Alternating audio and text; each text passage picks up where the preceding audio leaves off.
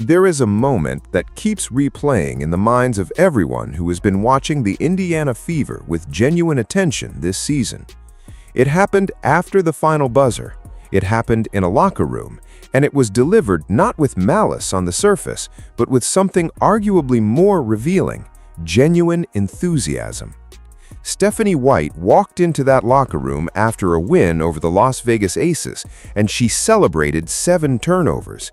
She said it with applause. She said it with energy. She framed ball security as the reason Indiana gave itself a chance to win. And the entire time she was saying it, one unavoidable fact hung in the air like smoke that nobody in that room acknowledged out loud. Caitlin Clark was not there. She did not play that night. And the coach who has spent this entire season generating serious concern about her relationship with her franchise player chose that moment, that specific night, to walk into the locker room and celebrate the one performance metric that has been used as a public criticism of Clark more than any other all season long. That moment means something, and the people who have been watching this situation honestly are not letting it go quietly.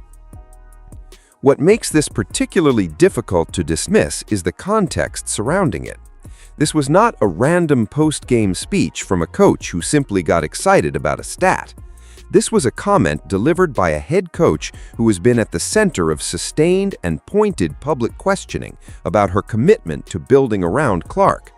A coach whose public statements have repeatedly drawn criticism for failing to unambiguously frame Clark as the organizational cornerstone she clearly is.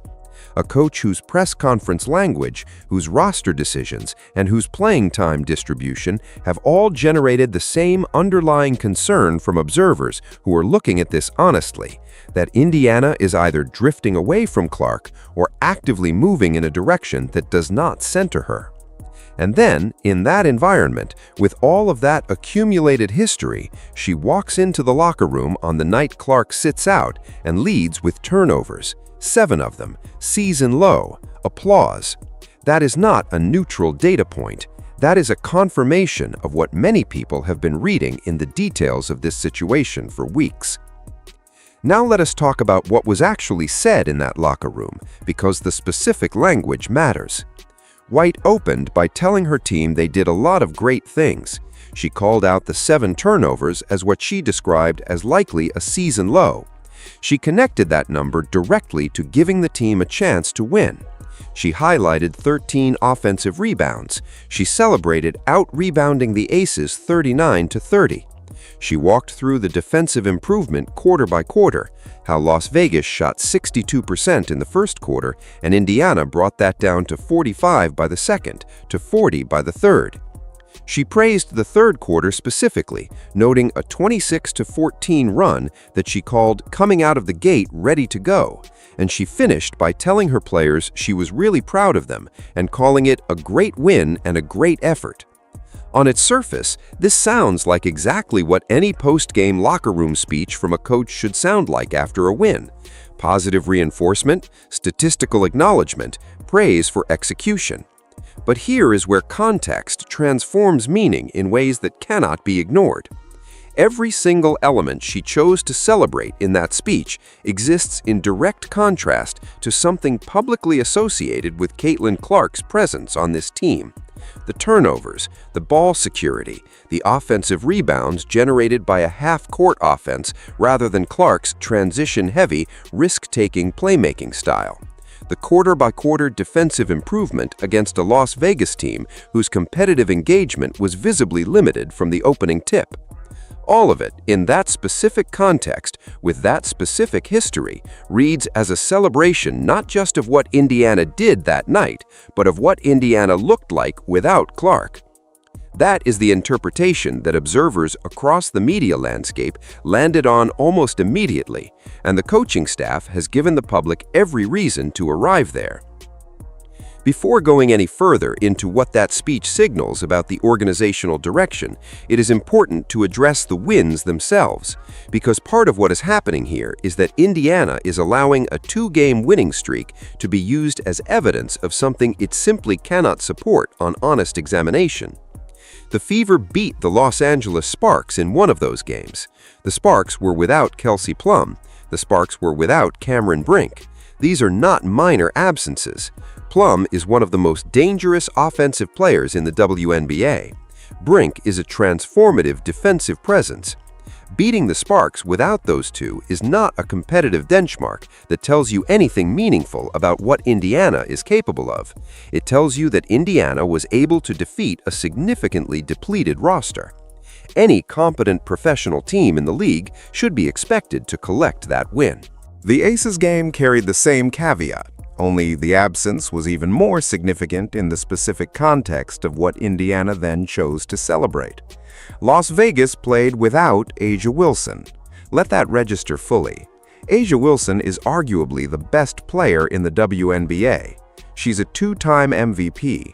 She's the kind of player whose absence fundamentally changes a team's identity, its defensive anchor, its offensive gravity, its competitive ceiling. The Aces without Wilson are a profoundly different team from the Aces with her. And beyond just Wilson's absence, the evidence on the court that night suggested Las Vegas was not fully invested in this particular game. Kennedy Carter, who had been averaging 20 points per game off the bench for the Aces, took 2 shots and scored 0 points. 2 shots for a player averaging 20 per game. Chelsea Gray went 2 of 11 from the field. This was a Las Vegas team that had already mentally arrived at the All-Star break. This was the opponent against whom Indiana committed 7 turnovers and produced the locker room speech that is now generating legitimate organizational concern. Winning that game is expected. Treating it as validation of an identity built without Clark is something else entirely.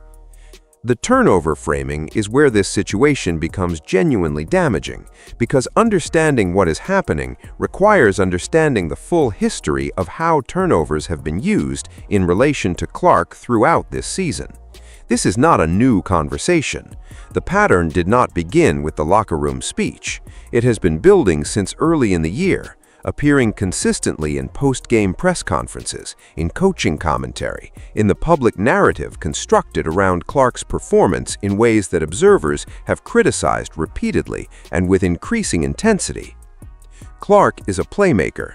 She's an aggressive, creative, high-volume decision-maker who operates with the ball in her hands in situations that generate turnovers, because they also generate plays that no other guard in this league can make. This is not a character flaw. It is a feature of her game that comes packaged with extraordinary value. The analytical reality is documented and it is clear. For every turnover Clark commits, she generates approximately 3 points of net positive value through the plays her decision-making creates.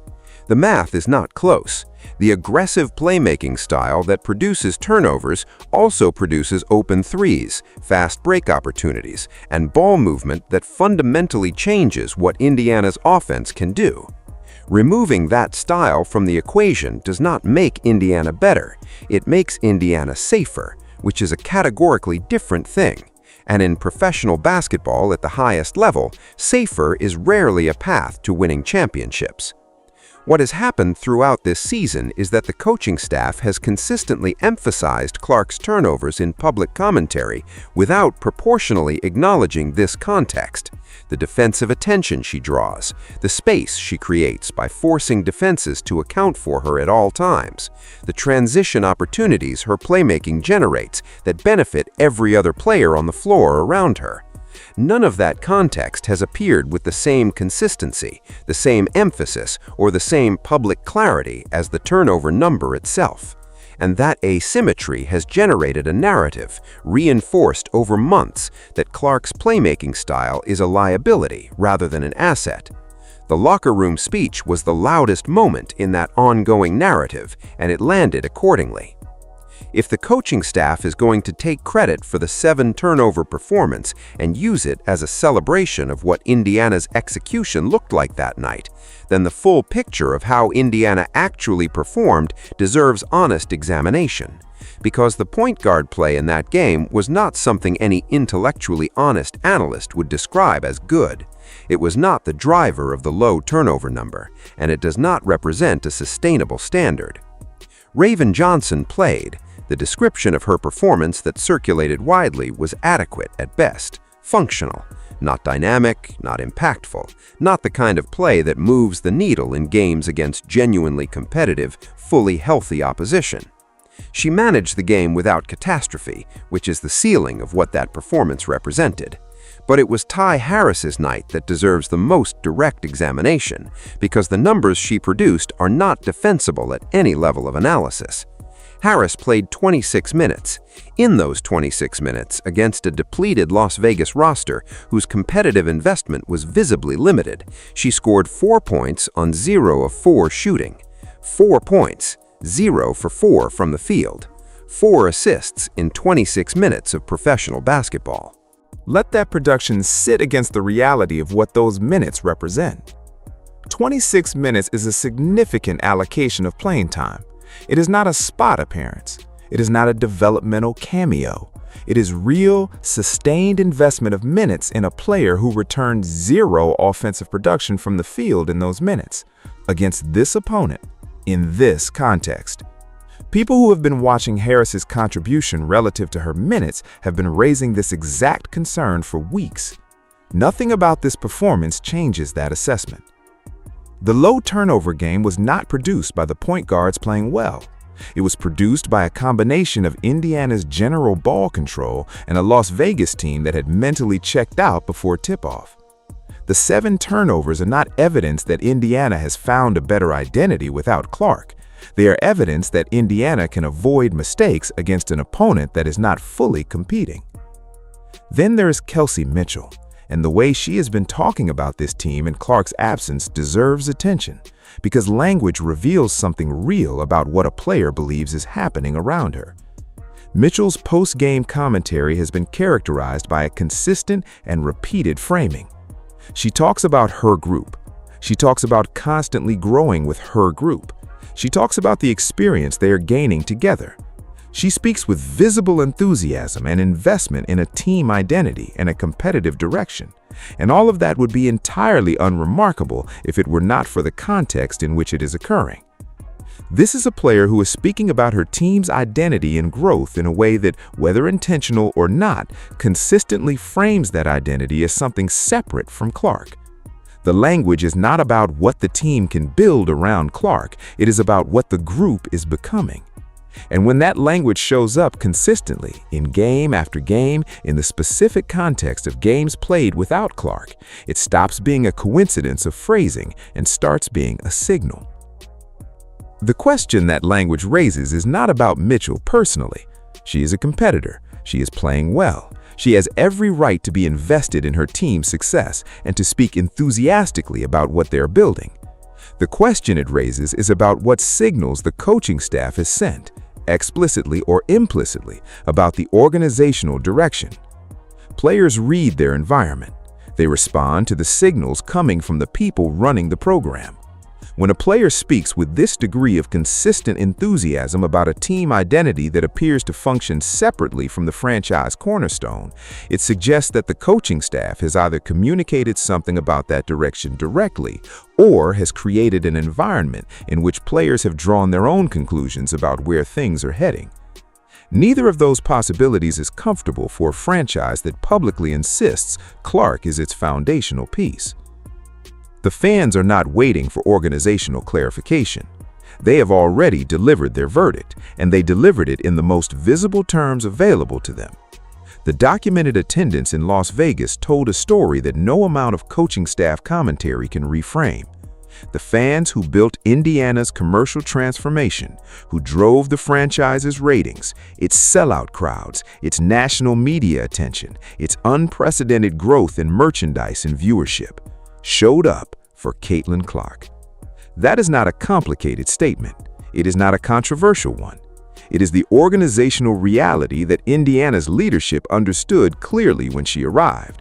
And what is happening right now is that some of those fans, when offered a version of Indiana basketball that centers the development of other players and celebrates low turnovers on the nights Clark sits out, are choosing not to engage with it. Empty seats do not lie. They are the market's honest response to a product. And when the empty seats are visible in Las Vegas, in a game that featured a nationally followed franchise player's absence, in an arena that should be drawing attention regardless of the opponent, given the storylines in play, the message is not subtle. The fan base is not buying a Kelsey Mitchell-centered identity. They are not interested in a version of Indiana that treats wins against Agiya Wilson-less aces as organizational validation. They came to watch something specific. They came to watch Caitlin Clark play basketball at the highest level.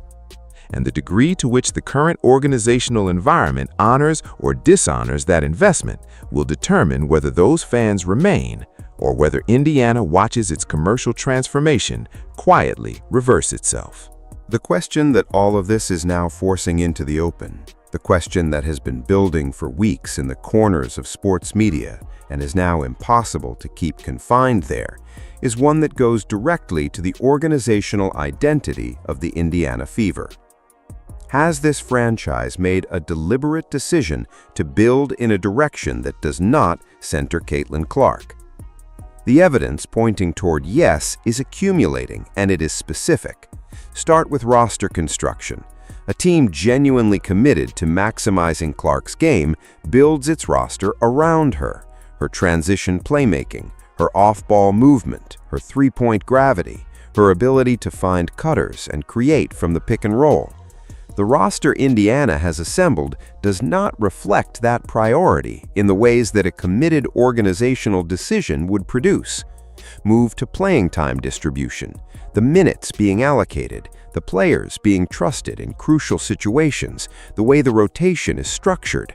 None of it reflects a coaching philosophy that is unambiguously organized around making Clark the engine of everything Indiana does offensively. Move to public communication, the statements from the coaching staff, the post-game press conferences, the way Clark's performance has been discussed and framed throughout this season. There has not been a consistent, clear, emphatic public message that Clark is the center around which everything else is organized. The message has been muddied, qualified, and at times actively generated concern about the coaching staff's relationship with its own franchise player. And now, add the locker room speech. 7 turnovers, celebrated with genuine enthusiasm on the night Clark did not play, delivered by a coach who has already spent a season creating the impression that her vision and Clark's value might not be perfectly aligned. All of it together is not circumstantial, it is a pattern. Here is what has to be said directly, because the stakes are high enough that indirect language does not serve anyone honestly. If Indiana has genuinely decided that its organizational future is better built around a different identity, around Kelsey Mitchell, around a defensive and ball security first philosophy, around a playing style that does not place Clark at the center of its competitive engine, then Indiana is making a mistake that will define this organization for years. Clark is expected back for the next game, and that return is the next real test of whether any of what has been discussed here has registered with the people making decisions in Indiana's front office and coaching staff. Because the post-game speech, the press conference language, the "this group" framing, the turnover celebration, none of it happens in isolation. It happens as part of a pattern that Clark herself is aware of, that her camp is certainly aware of, and that the national media covering this situation is processing with increasing clarity. If she comes back and the same patterns reassert themselves, if the turnovers get cited in the first rough game, if the ball slowing returns, if the isolation-heavy offense that limits her playmaking comes back in, if the enthusiasm of the post-game locker room evaporates when her risk-taking style reintroduces some messiness into the turnover column, then the conclusion that this situation has run its course will be very difficult to avoid. Stephanie White spoke in that locker room like a coach who had found something. She sounded like someone who had discovered a version of her team that she believed in. That is not a bad thing for a coach to feel. The problem is that by every honest measure available, the version of Indiana she was celebrating that night is not the version that honors what Caitlin Clark is. It is not the version that the fan base restructured its relationship with women's basketball to see, and it is not the version that positions Indiana to compete for championships at the level this franchise has publicly committed to pursuing. The organization has a choice in front of it that it can no longer defer. It can recommit genuinely and visibly and structurally to building around Clark in ways that go beyond press conference statements and into actual roster decisions, actual playing time philosophy, and actual public communication that is unambiguous about where the franchise's priority lies. Or it can continue down the path that the last several weeks of evidence suggests it is already traveling, and accept the consequences of that choice, for Clark, for the fan base, and for an organizational transformation that took one generational talent to create and could take one avoidable mistake to permanently damage. 7 turnovers in a locker room speech, the night Clark did not play. That number was not just a stat, it was a statement, and the only question left is whether the people running this franchise understand what they said. If Indiana does not recalibrate before Clark's return, the cost of that decision will not stay quiet. It will compound, and by the time the organization fully recognizes the damage, reversing it may no longer be an option.